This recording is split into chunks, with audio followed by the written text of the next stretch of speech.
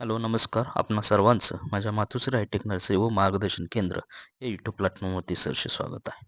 तर उष्ण व कोरड्या हवामानामध्ये देखील सुद्धा आपण स्ट्रॉबेरीची लागवड करू शकतो. तर ते कसं बघूया. तर साधारण स्ट्रॉबेरी लागवडीसाठी जे हवामान लागतं ते साधारण 15 ते 25 डिग्री सेंटीग्रेड तापमान आणि थंड व कोरडं हवामान पोषक असतं. त्याचबरोबर जमिनीचा जर विचार करायला गेला तर जमीन हलकी ते मध्यम व उत्तम पाण्याचा निचरा होणारी आणि साधारण पीएच 5.5 ते 6.5 पर्यंत असला पाहिजे. त्याचबरोबर स्ट्रॉबेरीची लागवड करताना आपल्या महाराष्ट्रामध्ये विचार करायला गेलं तर सप्टेंबर ऑक्टोबरमध्ये स्ट्रॉबेरीची आपण लागवड करू शकतो आणि साधारण 60 दिवसानंतर म्हणजेच नोव्हेंबरपासून आपलं फळ चालू होतं. तर एकंदरीत एप्रिल महिन्यापर्यंत आपलं फळाची काढणी चालू होते. त्याचबरोबर स्ट्रॉबेरीमधल्या सुधारित जातींचा आपण विचार करायला गेलं तर सुधारित जातीमध्ये ब्रिलियन्स व्हरायटी आहे, विंटर डाऊन व्हरायटी आहे, फेस्टिवल आहे, कॅमारोसा आहे. त्याचबरोबर पार्थिनो आहे, स्वीट चार्ली व्हरायटी आहे.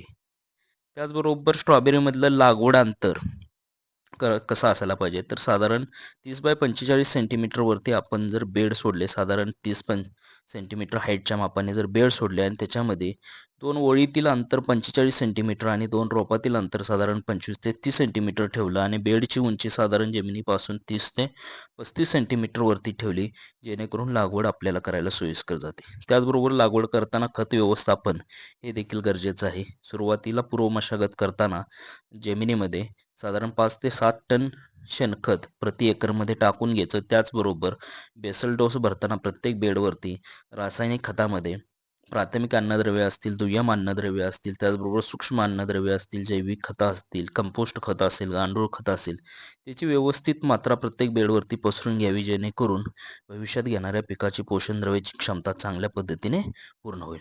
त्याचबरोबर पाणी व्यवस्थापन करताना पाण्याची जी व्यवस्थापन आहे ते गरजेनुसार आणि शक्यतो हलकं पाणी द्यावं जेणेकरून ज्यावेळेस स्ट्रॉबेरीची फुलधारणा आणि फळधारणा असते त्यावेळेस पाण्याची आवश्यकता असते. त्याचबरोबर किडीमध्ये आणि रोगामध्ये जर विचार करायला गेलं तर साधारण किडीमध्ये थ्रिप्स असेल, अळी असेल, त्याचबरोबर रोगामध्ये जर विचार करायला गेलं तर पानावरील डाग असेल, करपा असेल, रूट असेल, भुरी रोग असेल याचा प्रादुर्भाव होत असतो. हे किडीचं आणि रोगांचं नियंत्रण करण्यासाठी जर अल्टरनेट वेगवेगळ्या सिस्टमिक आणि कॉन्टॅक्ट इन्सेक्टिसाइड आणि फंगिसाइडचा स्प्रे घेतला तर खूप चांगल्या पद्धतीने आपण रोगावरती नियंत्रण किंवा किडीवरती नियंत्रण आणू शकतो.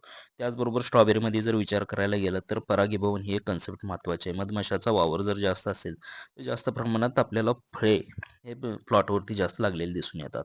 त्याचबरोबर स्ट्रॉबेरी लागवड केल्यानंतर साधारण 60 ते 75 दिवसामध्ये आपली फळ काढणी तयार होते आणि पूर्ण लाल झाल्यानंतर ते आपण देठासहित काढून मार्केटमध्ये जर पाठवले तर आपल्याला 200 ते 400 रुपये किलोने दर भेटतो. धन्यवाद.